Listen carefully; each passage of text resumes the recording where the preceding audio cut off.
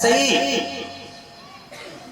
जहां पर आप लोग बैठे हुए हो, कई लोग बड़े भाव के साथ कन्हैया की कथा हो रही है, ठाकुर की कथा हो रही है, व्यास जी महाराज कथा सुना रहे हैं।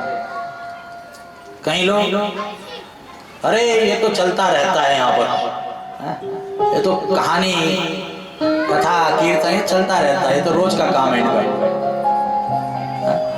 अलग अलग भाव है, इन भावों को मैं नहीं बताऊंगा। कई लोग कहते हैं गुरुजी ने तो हमारे को ही सुनाया है, ठीक है, तो जिसके जैसे भाव। तो यहाँ पर देखिए सुखदेव मुनि कह रहे हैं जब कृष्ण बलराम उस अखाड़े में पहुंचे तो सबका अपना अपना भाव था। कमल्ला नाम नरवर स्त्री नाम स्मरो मूर्तिमान गोपानां सुजनो सतां क्षितिभुजा शाश्वत पितृशिशु मृत्योर भोजपतेर्विराट विदुषां तत्त्वं परमयोगिनां वृष्णीनां परदेवतेति विदितो रंगगतस्साग्रज। उस मल्लसारा में जब प्रविष्ट हुए तो जो माता पिता वहां पर बैठे हुए थे उनको क्या नजर आ रहा था? हमारा बालक चल करके आ रहा है, ये कृष्ण बलराम हमारे बच्चे हैं। जो रिश्तेदार बैठे हुए थे उनको क्या नजर आ रहा था? हमारे संबंधी रिश्तेदार है। तो जो कन्हैया के सखा बैठे हुए थे, अरे तो हमारा मित्र आ रहा है, हमारा कन्हैया हमारा सखा है। तो जो राजा बैठे हुए थे वहां पर, अरे तो हमारे ऊपर शासन करने वाला कोई महाराज आ रहा है। और जो सुंदर सुंदर गोपिकाएं थी उनको नजर आ रहा है कि जैसे कोई कामदेव चल करके आ रहा हो। जो पहलवान थे वहां पर चाणूर मुष्टिक सल्ल तोष का, ये तो कोई पहलवानों का पहलवान चल करके आ रहा है। और जो वहां पर भक्त बैठे हुए थे उन भक्तों को नजर आ रहा है तो हमारा भगवान आ गया, हमारा गोविंद आ गया, हमारा रक्षक आ गया, हमारा परमात्मा आ गया, हमारा ईश्वर आ गया। परंतु जो कंस वहां पर था उस कंस को क्या दिख रहा है? का मेरी मृत्यु आ चुकी है, मेरा काल आ चुका है। कंस को काल नजर आ रहा है। चाणूर मुष्टिक सल्ल दोष ने ताल ठोकी, आओ दो दो हाथ हो जाए। कृष्ण बलराम ने कहा देखो मामा जी, अगर पहलवानी करानी है तो बराबर के पहलवान होने चाहिए। अपने आप को देखो कितने लंबे चौड़े और हम छोटे छोटे बालक, हमारे जैसे पहलवान लाओ ना कुश्ती कराने के लिए। अरे तुम छोटे नहीं, तुम बड़े खोटे हो। छोटे कह रहे हो अपने आप को, तुम्हारे तो पेट में दाढ़ी है। 5-6 वर्ष के थे पूतना को मार दिया तुमने, उसके बाद सत्तासुर तृणावर्त को मार दिया, बड़े बड़े पहलवान राक्षसों को मार दिया, तुम कह रहे हो छोटे हो। आओ दो दो हाथ हमारे साथ भी करो। कन्हैया ने दाव भैया से कहा दाव भैया हो जाए फिर दो दो हाथ। दाव भैया ने कहा बिल्कुल हो जाए। और यहाँ पर बड़ा यो है मल्ल युद्ध प्रारंभ हो गया। चाणूरे मुष्टिके कोटि शल्ले तोष लके हते। खेल खेल में महाराज एक एक पहलवान को पछाड़ते गए और यम के गाल पहुंचाते गए। जो शेष पहलवान बचे थे वो डर के मारे भाग गए। कन्हैया ताल ठोकते हैं, है कोई माई का लाल बचा यहाँ पर जो हमसे दो दो हाथ करेगा? है कोई यहाँ पर? अब कोई भी नहीं आया। बार बार जब कन्हैया कहने लगे है कोई यहाँ पर, है कोई यहाँ पर, तो ब्रजवासी बालक खड़े हो गए जो कन्हैया के सखा है। कन्हैया आए हम आए। कन्हैया कहते नहीं नहीं भैया तुम बैठे रहो, तुमसे तो मैं बिल्कुल नहीं लड़ सकता हूं, तुमसे तो हारा हराया हूं, ब्रजवासियों से तो कभी नहीं जीत सकता हूं। अच्छा ये बताओ कौन कितना ऊंचा कूद सकता है? किसी ने कहा 5 फीट, किसी ने कहा 10 फीट, किसी ने कहा 20 फीट। कन्हैया कहते हैं ये बताओ 50 फीट कौन कूदेगा?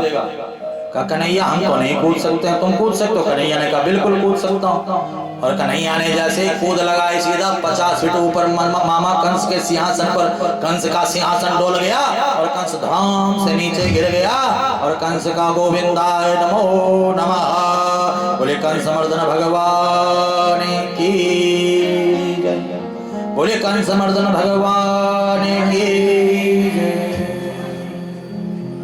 कंस के केस पकड़ करके घसीटा है। क्यों केस पकड़ करके घसीटा? का मानो कन्हैया कहना चाहते हैं कि माँ के ब्याह के समय पर तुमने ऐसे केस पकड़े थे कि माँ का लाल आया, अथवा माँ में तो एक माँ होती है और मामा में दो माँ, माँ और माँ। माँ को तो जब भेजूंगा तब भेजूंगा वैकुंठ, पहले तो तुम्हें भेजना है। कोई पुण्य नहीं किया है तुमने, कोई सत्कर्म नहीं किया है तुमने, कैसे वैकुंठ भेजो? तो ब्रजवासी आए हैं, संत ब्राह्मण आए हैं, भक्त आए हैं, इनकी चरण रज अगर तुम्हारे शरीर पर लग जाएगी तो तुम्हारे सारे पाप कट जाएंगे और तुम्हें वैकुंठ मिल जाएगा। अस्थि और प्राप्ति कंस की पत्नियां हैं, अपने पिता जरासंध के पास चली गई। देवकी वसुदेव ने कृष्ण बलराम को अपने हृदय से लगाया है। कन्हैया नंद बाबा से कहते हैं, बाबा जन्म देने से वाले से बड़ा होता पालन करने वाला, किसी विशेष परिस्थिति में आपके पास हमारे मैया बाबा ने छोड़ा था। हम आपके ऋण से कभी ऋण नहीं हो सकते हैं, परंतु अब जन्म देने वाले माता पिता के पास रहना चाहते हैं। नंद बाबा ने रोते रोते कन्हैया को कहा, कन्हैया तुम यहीं रहो। बलराम से कहा, बलराम तुम भी यहीं रहो। और ब्रजवासियों को साथ लेकर के चले। यज्ञोपवीत संस्कार कृष्ण बलराम का कराया गया। गुरु संदीपनी मुनि के आश्रम में पढ़ने के लिए भेजा गया और कृष्ण बलराम ने वहां पर संपूर्ण विद्याओं को ग्रहण किया। का अल्पकाल सब विद्या आई, 64 दिनों में 64 कलाओं से परिपूर्ण होकर के कृष्ण बलराम आए हैं। उद्धव जी से मित्रता हुई है और आज उद्धव जी ने कन्हैया को जब रोते हुए देखा, पूछा कृष्ण क्यों रो रहे हो? कन्हैया ने कहा, माखन में माँ शब्द समाहित, यही लिए मोह को भावे, जब जब लगे मेरे उठवनते मैया की याद दिलावे। मैं कह करके आया था कि 2 दिन में आऊंगा और आज इतने दिन हो गए अभी तक नहीं गया। वो बेचारे रो रहे होंगे, तड़प रहे होंगे। उद्धव ज्ञानी थे। उद्धव ने कहा कि मैं जाता हूँ वृंदावन, देखता हूँ कि कैसा है ये अनुराग का बंधन है, कैसी गोपिकाएं जो निरर्थक लोक लीला का गान गाती हैं, है प्रेम जगत में सार और कुछ सार नहीं। कन्हैया ने कहा बिल्कुल जाओ। गच्छ शीघ्रम ब्रजम हे सखे सुंदरम, श्री लता कुंज पुंजादिभिर्मंडितम, शैल कृष्ण प्रभाचार वृंदावनम, गोप गोपीर गणिर गोकुलम शंकुलम, एक पत्रं तु नंदाय वेदीयताम, वा द्वितीयं यशोदा करे चैव भो, वा तृतीयं तदीयं राधिकाये सखे, तत्र गत्वा हि तन्मंदिरम हि सुंदरम। जाओ, ये मेरे द्वारा पत्र हैं, ये सबको एक एक पत्र दे करके आ जाओ, उन्हें समझा करके आओ। चले मथुरा से जब कुछ दूर वृंदावन निकट आया, वहीं से प्रेम रे अपना अनोखा रंग दिखलाया। उलझ कर वस्त्रों से कांटे लगे उद्धव को समझाने, तुम्हारा ज्ञान पर्दा फाड़ देंगे प्रेम दीवाने। उद्धव है प्रेम जगत में सार और कुछ सार नहीं, चले जाओ, मत आओ इस वृंदावन में। परंतु जब उद्धव आगे बढ़े तो विटप झुक करके कह रहा था, इधर आओ इधर आओ। पपिया कह रहा था, पी कहाँ है यह बतलाओ। नदी जमुना की धारा से भी शब्द हरे हरे का आता था, भ्रमर गुंजार से भी मधुर आवाज आती थी, है प्रेम जगत में सार और कुछ सार नहीं। चले उस जगह जिस जगह था गोपिकाओं का मंडल, सहस्त्रों गोपिकाओं के मध्य में श्री राधिका रानी, और सभी के मुख से रो रो करके निकल रही थी यही वाणी, है प्रेम जगत में सार और कुछ सार नहीं। सब अपनी अपनी बातें राधा रानी को बता रही थी। एक गोपी कहती है, मैंने कृष्ण को सपने में देखा, कृष्ण हमारा माखन चुरा रहा था। एक गोपी कहती है, कृष्ण हमारा चीर चुरा। सब अपना अपना सपना बताती हैं। रात श्याम सपने में आए, दही अभी गई सर। राधे तू तो बता, तूने क्या देखा? राधा रानी रोते रोते कहती, अरे सखियों में तुम्हें क्या बताऊं, जब से मेरा कृष्ण गया है ना, तब से ये पलकें झपकी ही नहीं है। ये पलकें बंद हो, नींद आए, सपना आए तो कुछ बताओ ना। जब से कृष्ण गया है तब से राधा सोई नहीं है, न दिन में न रात में। उद्धव ये सब देख करके देखते रह गए। उद्धव ने आगे बढ़ करके कहा कि मैं मथुरा से आया हूँ, सुनाता हूँ, श्याम का संदेशा लाया हूँ। जब ये आत्मसत्ता ही अलख निर्गुण कहलाती है तो बिठा रो रो करके तुम ये क्यों गान गाती हो? है प्रेम जगत में सार और कुछ सार नहीं। कृष्ण तो कण कण में है, कृष्ण तो घट घट में है, कृष्ण तेरे भीतर भी है, मेरे भीतर भी है, कृष्ण तो सर्वत्र है। गोपिकाएं कहती हैं उद्धव तुम खुद नहीं समझे कि किसको ज्ञान कहते हैं, किसको योग कहते हैं। अरे हमें नहीं आता है पूजा पाठ यज्ञ अनुष्ठान जप तप। जब आप देवी मैया की स्तुति करते हो तो बड़ी सुंदर स्तुति है। क्या कहते हो आप लोग?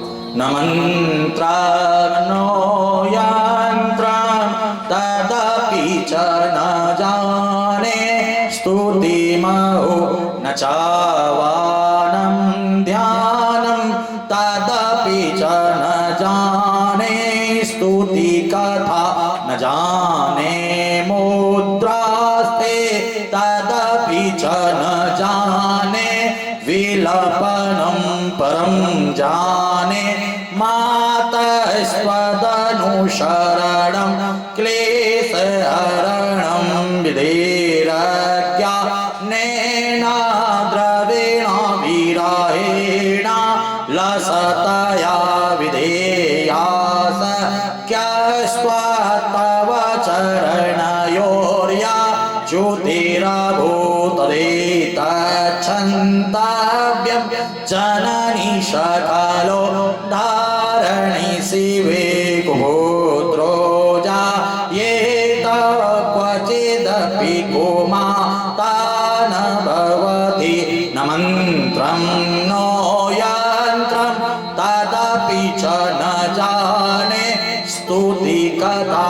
ना हमें तंत्र आता है, ना हमें मंत्र आता है, ना हमें पूजा आती है, ना हमें पाठ आता है, न यज्ञ करना आता है, न अनुष्ठान करना आता है, न जप करना आता है, न तप करना आता है, न व्रत रखना आता है, न योग, न समाधि, न ध्यान, हमें कुछ भी नहीं आता है। गोपिकाएं कहती है हम तो इस वृंदावन इस गांव के ग्वालनिया हैं, हमें तो केवल कृष्ण से प्रेम करना आता है प्रेम जगत में सार और कुछ सार नहीं। ये हमारा ही प्रेम है, जो हमारे प्रेम के लिए कृष्ण ने इस ब्रजमंडल में अवतार लिया, जन्म लिया। ये हमारा प्रेम है, हमारी प्रेम के खातिर उसने राक्षसों का संहार किया, कालियानाग के फन पर चढ़ गया, गोवर्धन को धारण कर लिया। ये हमारा प्रेम है, हमारी गैयाओं को उसने चराया। ये हमारा प्रेम है, हमारा माखन चुरा चुरा करके खाया और एक माखन गोला पर हमें नाच नाच करके दिखाया। ये हमारा प्रेम है, तो इसलिए हमें नहीं चाहिए ज्ञान ध्यान, ये अपने पास रखो उद्धव। ये तो प्रेम की बात है उद्धव, बंदगी तेरे बस की नहीं। यहाँ तो सर के होते हैं सौदे, आस की इतनी सस्ती नहीं। प्रेम वालों ने कब वक्त पूछा, उनकी पूजा में सुन ले उद्धव। यहाँ तो दम दम पे होती है पूजा, सर झुकाने की फुर्सत नहीं। जिनकी नजरों में है श्याम प्यारे वो रहते हैं जग से निराले, जिनकी नजरों में मोहन समाये वो नजर फिर तरसती नहीं। जो असल में है मस्ती में डूबे उन्हें क्या परवाह है जिंदगी की, जो उतरती है चढ़ती है मस्ती वे हकीकत में मस्ती नहीं है। हे उद्धव हम प्रेम दीवाने वो प्रेम दीवाना, उद्धव हमें ज्ञान की चर्चा न सुनाना। तन मन जीवन श्याम का श्याम हमारो काम, रोम रोम में रम रहो वो मत वालो श्याम। इस तन में योग का नहीं कोई ठिकाना, हम प्रेम दीवाने वो प्रेम दीवाना। उद्धव हमें ज्ञान की चर्चा न सुनाना, हमें ज्ञान की चर्चा न। किस प्रकार से गोपिकाएं उद्धव को समझाती हैं, आइए बहुत ही सुंदर भाव है। प्रेम दीवानी वो प्रेम दीवाना,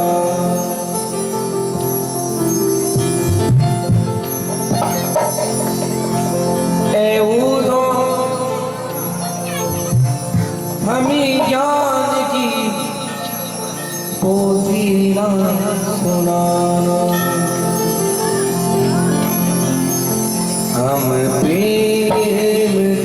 दीवानी वो प्रेम दीवाना प्रेम दीवानी है वो प्रेम दीवाना। हम प्रेम दीवानी वो प्रेम दीवाना वो प्रेम दीवानी है वो प्रेम दीवाना। ऐ बूढ़ो हमें ज्ञान की पोथी न सुनाना। ऐ बूढ़ो हमें ज्ञान की पोथी न सुनाना। हम प्रेम दीवाने हैं वो प्रेम दीवाना। प्रेम दीवानी है वो प्रेम दीवाना।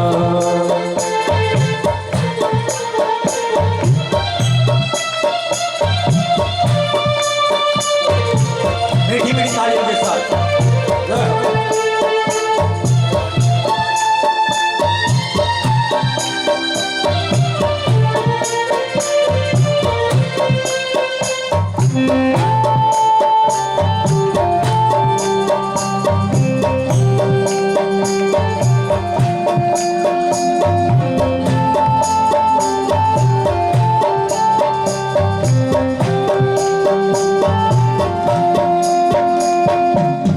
तन मन जीवन शाम का और शाम हमारे मन जीवन श्याम का श्याम हमारे का। तन मन जीवन शाम का और शाम हमारे मन जीवन श्याम का श्याम हमारे का।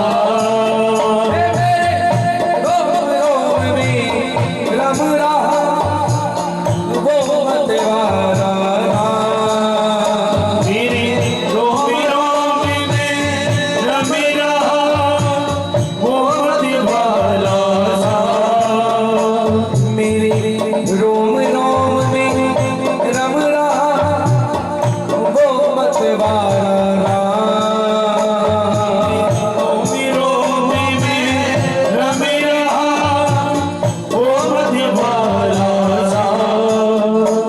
कानों में रहे गूंजता कानों में रहे गूंजता मुरली का तराना। प्रेम दीवानी है वो प्रेम दीवाना। दीवाना रे तो हम प्रेम दीवानी दीवाना वो प्रेम दीवाना। हम प्रेम दीवाना वो प्रेम दीवाना। हम प्रेम दीवानी है वो प्रेम दीवाना। उद्धव ज्ञान की चर्चा हमें न सुनाना। आज गोपिकाओं का जब प्रेम देखा ज्ञानी उद्धव भी प्रेमी बन गया। ज्ञान उद्धव का वहीं पर उस प्रेम गंगा में बह गया। ज्ञानी उद्धव प्रेमी बन करके सबको प्रणाम करता। ब्रिज लतन प्रणाम, ब्रिज तरुण प्रणाम, ब्रिज गिरिन प्रणाम, ब्रिज सरन प्रणाम है। ब्रिज को प्रणाम, ब्रिज रज को प्रणाम, ब्रिज राज को प्रणाम, ब्रिज रानिन प्रणाम है। सबको प्रणाम करके उद्धव आज राधा रानी के चरणों को पकड़ करके कहता है कि मैंने ये गुरु मंत्र है पाया है, प्रेम जगत में सार और कुछ सार नहीं। राधा रानी को गुरु मान करके उद्धव जी जब वृंदावन से मथुरा गए, कृष्ण के चरण पकड़ करके कहते हैं कृष्ण तुम सच में ही निष्ठुर निर्दयी हो, जाते क्यों नहीं हो वृंदावन? या वृंदावन वालों को यहाँ क्यों नहीं बुला लेते हो? क्यों रुला रहे हो, क्यों तड़पा रहे हो? क्या बात हो गई है? अब जहां पर उद्धव जा रहे, बैठ जाओ। अच्छा हमारी मिथिला मैया है, मिथिलेशी नाम है ना, हल्का हल्का याद नाम वैसे मैं भूल जाता हूँ, मिथिलेशी। बहुत ही बढ़िया विष्णु गार्डन से चल करके कथा सुनने के लिए कल भी आई, आज भी आई, पर बीच में चली गई। बोले वृंदावन बिहारी लाल की। ये आप लोगों का प्रेम है जो आप कृष्ण से मिलने के लिए यहाँ पर आते हो। मैं देख रहा था अभी अभी हमारे कृष्ण कुमार आर्य जी, हमारी रेखा मैया कथा में चल करके आई हैं आदर्श नगर से। अब देखिए कि हमसे बड़ा स्नेह करते हैं, परंतु मेरे को इतना मैं भूल भी जाता हूँ, कभी समय नहीं लगता। बहुत अस्वस्थ हमारे थे, परंतु ठाकुर जी ने देखो कितना स्वस्थ कर दिया हमारे कृष्ण कुमार जी को। आज कथा में स्वयं आकर के बैठ करके कथा का श्रवण कर रहे हैं। साथ ही साथ हमारे बीच में श्रीमती आभा शर्मा जी कथा श्रवण करने के लिए पहुंची हैं। हमारी मैया हैं, समाज में हमेशा समाज सेवा के लिए खड़ी रहती हैं। साथ ही साथ श्रीमती ममता चौहान जी, जहाँ भी कथाएं होती हैं, ये नहीं कि हमारे बिहारी जी कह रहे तो ही आप, जहाँ भी कथाएं होती हैं आप वहाँ पहुँच करके कथाओं का श्रवण करते हो, ये आपका कृष्ण से प्रेम है। साथ ही साथ श्रीमती मीना भट्ट जी हमारे है मैया यहाँ पर उपस्थित हैं, ये भी विष्णु गार्डन से चल करके आई हैं। अभी आप सभी लोग देवी रुक्मिणी द्वारिकाधीश का विवाह महोत्सव मनाओगे। आप सबका प्रेम ही है जो आप लोग यहाँ पर बैठे हैं। कुछ नाम पता होते तो बोल देते, कुछ नहीं पता होते, पर आप सब ठाकुर के प्रेमी ही हो जो यहाँ पर आकर के ठाकुर जी की चर्चा सुन रहे हो। है प्रेम जगत में सार और कुछ सार नहीं, ध्यान रखना। कन्हैया से उद्धव जी ने जब कहा कि आप निष्ठुर हो, निर्दयी हो, जाते क्यों नहीं हो, लाते क्यों नहीं हो, उद्धव जी कहते हैं तो कन्हैया भी कह लेते हैं कि उद्धव पोथी पढ़ पढ़ जग मोया पंडित भया न कोई, जो पढ़े भाई आखर प्रेम के सोई पंडित हो। पहले तुम ज्ञानी थे, अब तुम प्रेमी बन करके आगे हो, इसलिए मैं तुम्हें अपनी मन की बात बता सकता हूँ। दिल का हाल सुने दिल वाला, प्रेम की बात प्रेमी ही समझ सकता है। कृष्ण कथा को वही समझ सकता जो कृष्ण से प्रेम करता होगा, अन्यथा हर कोई नहीं समझ सकता कृष्ण कथा को। कदाचित बैठ तो जाएंगे पर ऊपर से निकलती जाएगी कृष्ण कथा, समझ में ही नहीं आएगी। परंतु जो कृष्ण से प्रेम करते हैं उन्हें कृष्ण कथा में बड़ा ही दिव्य आनंद आता है। उनका मन करता कि सुनते रहे सुनते रहे सुनते रहे सुनते रहे। उद्धव वृंदावन इसलिए नहीं जाता हूं क्योंकि जरासंध मुझसे द्वेष करता है, मुझे नुकसान पहुंचाने के लिए मेरे प्रेमियों को मारेगा। और यहां इसलिए नहीं बुला लेता हूं, जब मैं था तब हरि नहीं और अब हरि है तो मैं ना। एक मैन में दो तलवार नहीं रह सकती हैं। यहाँ मेरी ऐश्वर्य लीला है मथुरा में, और वहां मेरी वृंदावन में प्रेम लीला है। प्रेमी अगर यहाँ ऐश्वर्य के बीच में आ जाएंगे, मथुरा आ जाएंगे और कह देंगे हे कन्हैया चल कबड्डी खेलेंगे, तो मथुरा वाले कहेंगे कन्हैया न जी लगाया न श्री लगाया, हमारे राजकुमार हैं और ऐसी बात करते तुम्हें शर्म नहीं आती है? अरे कन्हैया हमारा है, राजकुमार तुम्हारा है, तुम जो मर्जी जी श्री लगाओ, हमारा तो लंगोटिया यार है। झगड़ा होगा कि नहीं होगा? झगड़ा होगा कि नहीं होगा बताओ? या तो आपके अंदर अहंकार रह सकता मैं, और या तो विनम्रता। ठाकुर कृपा, ठाकुर कृपा से सब हो रहा है, मेरा आपकी कृपा से सब काम हो रहा है, करते हो तुम कन्हैया मेरा नाम हो रहा है। या तो समर्पण रहेगा, और या कई लोगों को आपने देखा होगा मैं सुना रहा हूँ, मैं कर रहा हूँ, मैं दानी हूँ, मैं ज्ञानी हूँ, मैं भक्त हूँ। हर कोई मैं कई लोग करते हैं। बहुत से प्रभु भक्त ठाकुर कृपा से सब हो रहा है। एक साथ दोनों चीज नहीं रह सकती है, एक ही चीज रहेगी। उद्धव जी ने पैर पकड़ लिए। आशा महो चरण रेणु जुषा महस्याम वृंदावने किमपि गुल्मलतो सधीना या दुस्त्यजं स्वजन मार्य पथम तहित्वा बेजुर मुकुंद पदवीं सुतभिर्विवज्ञा। उद्धव जी कहते हैं प्रभु एक ही वरदान आपसे चाहिए, एक ही आशीर्वाद चाहिए। अगर कभी मुझे भेजो तो इस वृंदावन की पावन भूमि पर भेजना, और चाहे लता पता कंकड़ पत्थर कुछ भी बनाना वृंदावन का बनाना। उद्धव जी ने भगवान की स्तुति प्रार्थना की है। आगे जरासंध ने 17 बार मथुरापुरी पर आक्रमण किया, 17 बार पराजित हुआ। 18वीं बार ब्राह्मणों को यज्ञ में बिठाया, ब्राह्मणों से कहा कि अगर मैं युद्ध जीत करके आया तो मुंह मांगी दक्षिणा दूंगा, और यदि मैं युद्ध हार करके आया तो सभी ब्राह्मणों के धड़ और सर अलग कर दूंगा। अब ब्राह्मण तो जोर जोर से भगवान की स्तुति पाठ करने लगे, और आज ब्राह्मणों के ऊपर, भक्तों के ऊपर संकट देख करके भगवान ने विश्वकर्मा जी को आज्ञा दी, और रात ही रात में समुद्र के बीच में द्वारिकापुरी का निर्माण करा दिया, और योग माया की सहायता से सोते हुए मथुरा वासियों को द्वारिकापुरी पहुंचा दिया। और अपने आप युद्ध छोड़ करके भाग के नाम पड़ गया रण छोड़ रहा है, बोले रण छोड़ रहा है भगवान की।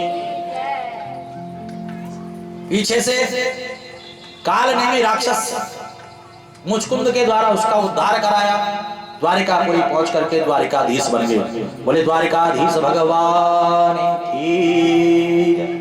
द्वारिकापुरी में सबसे पहले बलराम जी का विवाह रेवती की पुत्री रेवती के संग हुआ है।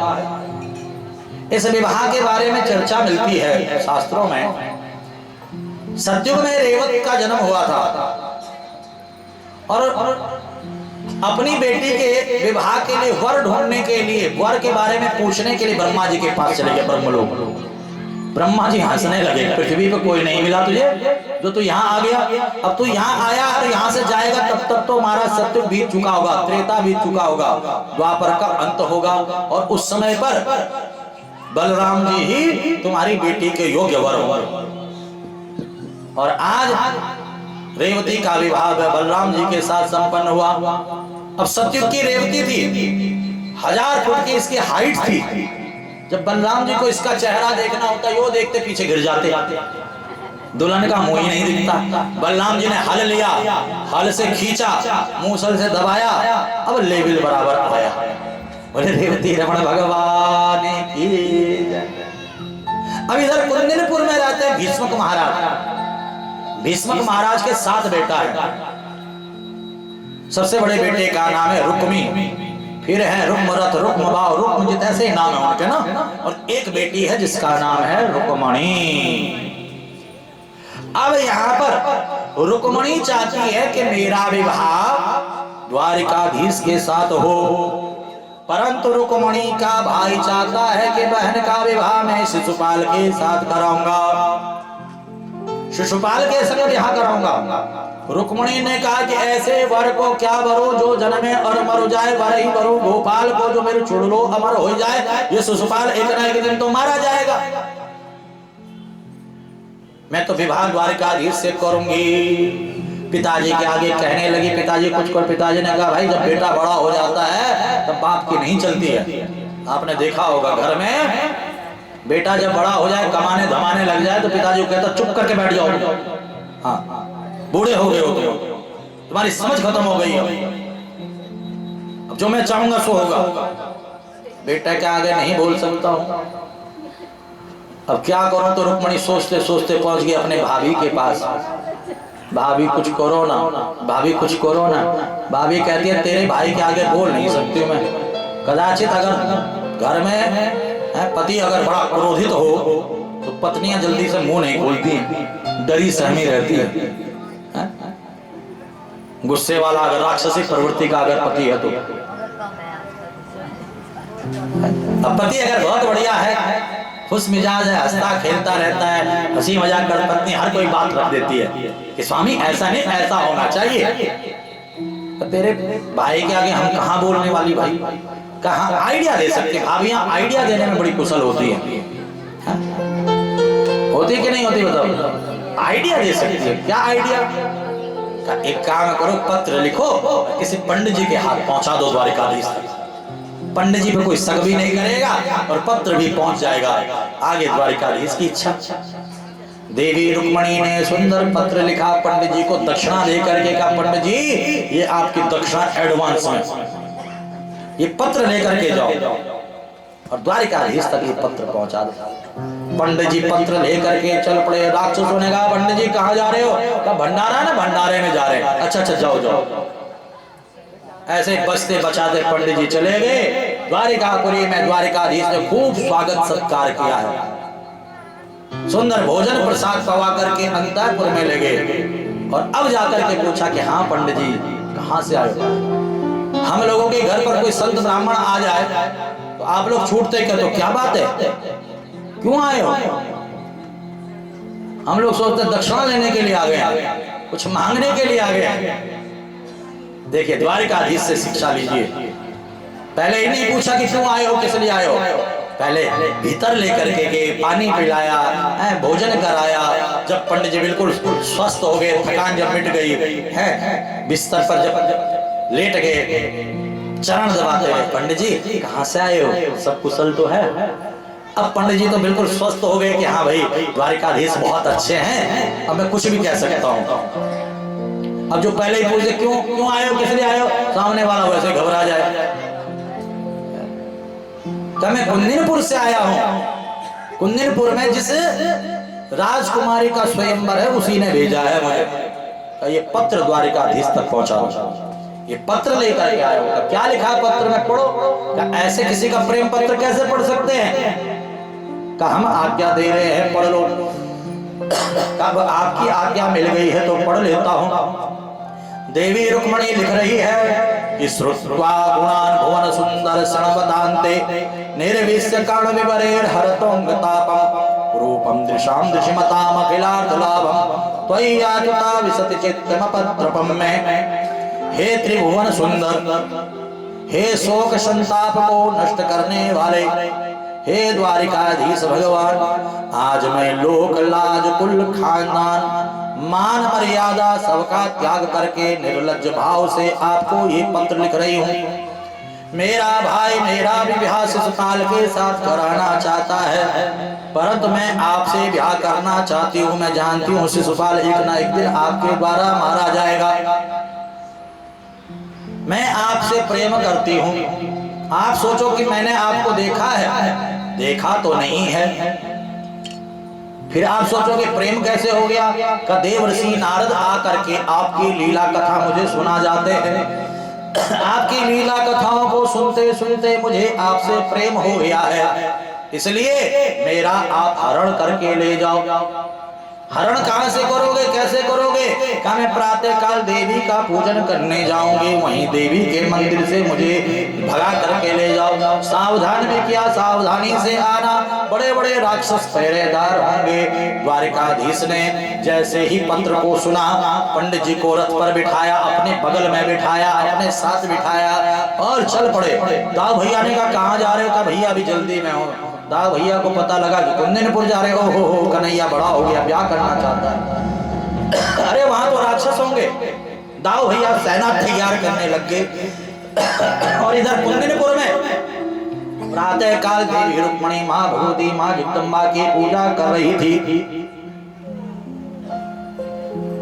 कि खड्गम चक्र गदे सुचाप परिधान शूलं भुशुंडिम शिरा शंकं संददतिं करे स्त्रीनयनां सर्वांगभूषावृता नीलाश्मद्युतिमास्य पाददशकां सेवे महाकालिका यामस्तोस्तु पिते हरो कमलजो हन्तुं मधुं कैटवम् कात्यायनी महामाये महायोगन्यधीश्वरी नंद गोपसुतम देवी पतिम में कुरुते नमः। माँ भगवती के चरणों में मस्तक से एक पुष्प देवी रुक्मणी की झोली में गिर गया। देवी रुक्मणी माँ का आशीर्वाद जान करके मंदिर से बाहर निकली और देखा बड़े सारे पहरेदार। अब मैं कैसे पहचानूं? का नारद जी ने कहा था कि वराह पीड़म नटवर बपू कर्णयो कर्णिकारम विप्रदवाश कनक संवेदयन्तीं जमालां रंध्राण वेणो अधर सुदया। पूरे रघु सुंदर पीतांबरी पहने होगा, मोर मुकुट वाला होगा, बंसी बजैया होगा। अब जैसे एक रथ आगे आया, देवी रुक्मणी समझ गई कि यही है। शर्माने लगी, संचाने लगी, निगाहें झुक गई। पहरेदार सब मोहित हो गए। कितना सुंदर रथ है, कितना सुंदर।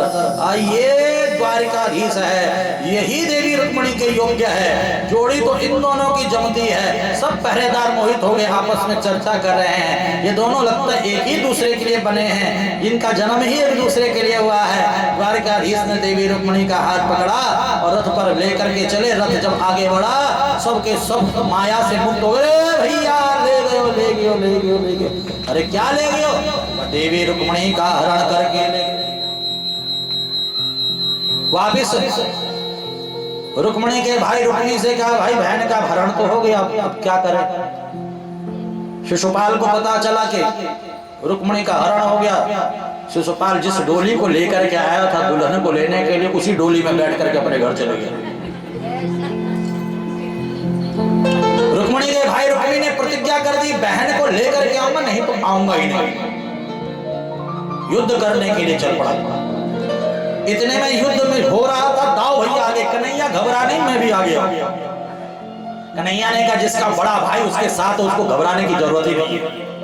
आज भी देखो, अगर भाइयों में प्रेम है, बड़ा भाई छोटे भाई के साथ है, छोटा भाई बड़े भाई के साथ है, तो किसी से घबराने की जरूरत नहीं पड़ती है। घबराता हुआ है जिन भाइयों में प्रेम न हो, जो एक दूसरे से राग द्वेष करते हो, एक दूसरे से ईर्ष्या जलन रहती हो, एक दूसरे को नीचा दिखाने की जो सोचते हो। कन्हैया कहते भैया आप मेरे साथ हो, मुझे कई बात का डर। इस युद्ध में रुक्मिणी के भाई रुक्मी को पराजित करके आधा दाढ़ी मूंछ काट करके वहीं छोड़ दिया। और रुक्मिणी का भाई रुक्मी वापिस अपने राज्य नहीं गया, वहीं भोजकट नामक देश बसा करके रहने लग गया, बिहार जिसका नाम है ना। द्वारिकापुरी पहुंच गए महाराज रुक्मिणी को लेकर के। द्वारिकापुरी को सुंदर बंदरवार तोरण पताकाओं से सजाया गया। सभी बाराती घराती बन करके आनंद लेने लगे। सभी ने मिलकर के कन्यादान किया। ओम विष्णु विष्णु विष्णु श्रीमद भगवतो विष्णुराज्ञा पर्वतमानस्य ब्राह्मणानि द्वितीयपरार्धे श्री श्वेतवार कल्पे देवस्वत मंत्री अष्टाविंशतमे कलियुगे कलिप्रथम चरणे जम्बूद्वीपे भरतखंडे भारतवर्षे आर्यावर्ते देशांतर्गते हरिद्वार मायापुरी क्षेत्रांतर्गते लग्नावंदाग्नि गंगायां विराजते दक्ष प्रजापति क्षेत्रांतर्गते श्री राजघाट श्री राधा कृष्ण मंदिर सन्निधो मुकायेन महामंगलप्रदामा तमे मासे शुभे शुभ मासे शुभ पक्षे शुभ तिथो शुभ वासरांत भोम बुध गुरु शुक्र शनि केतु सत्सु ग्रह गण गुण विशेषण सुपुणितो अमुक अमुक नाम नस्य भक्तानाम, अपना अपना नाम, अपना अपना गोत्र, अपने परिवार का नाम, अपने परिवार के सदस्यों का नाम, जो भी आप ले सकते हो। बोलेंगे मम सकुटुंबस्य परिवारस्य आयु आरोग्य प्राप्त्यर्थम धन धान्य ऐश्वर्यादि प्राप्त्यर्थम रिष्ट कष्ट दुख दारिद्र्य निवारण हेतुवे च सुख शांति प्राप्ति कामना हेतुवे च वर्ष कुंडल्यां लगन कुंडल्यां जन्म कुंडल्यां शनि राहु केतु क्रूर ग्रह शांत्यर्थम शुभ ग्रह सुफल प्राप्ति कामना हेतुवे च डाकनी साकनी हाकनी भूत बाधा प्रेत बाधा कुनजर कुटंग विटंग सर्वेषां दोष निवारणार्थे पितृ दोष निवारणार्थे समस्त मनोकामना पूर्ण करण हेतुवे च अस्मिन् समये श्री द्वारिकाधीश रुक्मिणी विवाह महोत्सवे कन्यादान संकल्प बोलेंगे अहम करिष्ये वयम करिष्यामः हम। सभी बराती घराती बन करके कन्यादान करने लग गए। देवी रुक्मिणी का सुंदर विवाह महोत्सव मनाया जाने लगा। मैं यहाँ पर हमारी जो बुआ जी हैं श्रीमती शशि प्रभा जी शर्मा जी को, हमारी बुआ जी को बहुत बहुत बधाई देता हूँ। आप जजमान बन करके यहाँ पर आज सुंदर है, यहाँ पर व्यास पूजन किए, भागवत का पूजन किए। हमारे योगेश बिश्नोई जी, हमारे बड़े ही प्रेमी, बड़े ही स्नेही अर्चिन अग्रवाल जी, अर्चिन जी आए हैं अभी नहीं आए हैं। आप बड़े ही जो है सुंदर कार्य करते रहते हैं। हमारे प्रशांत शर्मा जी समाज सेवी हैं, बहुत ही सुंदर आपके द्वारा सुंदर सुंदर कार्य होते रहते हैं। हमारे कुलदीप वालिया जी, निखिल बेनीवाल जी, राघव बिश्नोई जी और यहाँ पर उपस्थित आप सभी माताओं को, बहनों को हैं, मैं देखता हूँ कि किस प्रकार से प्रेम से ये माताएं बैठी हुई रहती हैं, यहाँ पर कथा सुनती रहती हैं। दरिद्र भंजन से हमारे कृष्णा भैया की जो माता जी यहाँ पर बैठ करके बड़े प्रेम से कथा सुन रही हैं। नाम सबके नहीं पता मुझे, है ना। सबको मैं बहुत बहुत बधाई देता हूँ देवी रुक्मिणी द्वारिकाधीश के विवाह महोत्सव की। और कल यहाँ पर सुदामा जी का पावन चरित्र आप श्रवण करोगे, भागवत का जो सार है वह श्रवण करोगे। जो 7 दिन तक कथा नहीं सुन पाया, कल कथा श्रवण करता है, संपूर्ण भागवत का फल उसे प्राप्त हो जाता है। कल आप अधिक से अधिक संख्या में आए। अभी आपने कन्यादान किया है, आइए। विवाह में नाचते हो कि नहीं नाचते हो? जब बेटे का ब्याह होता है, बेटी का, शास्त्र कहता है जो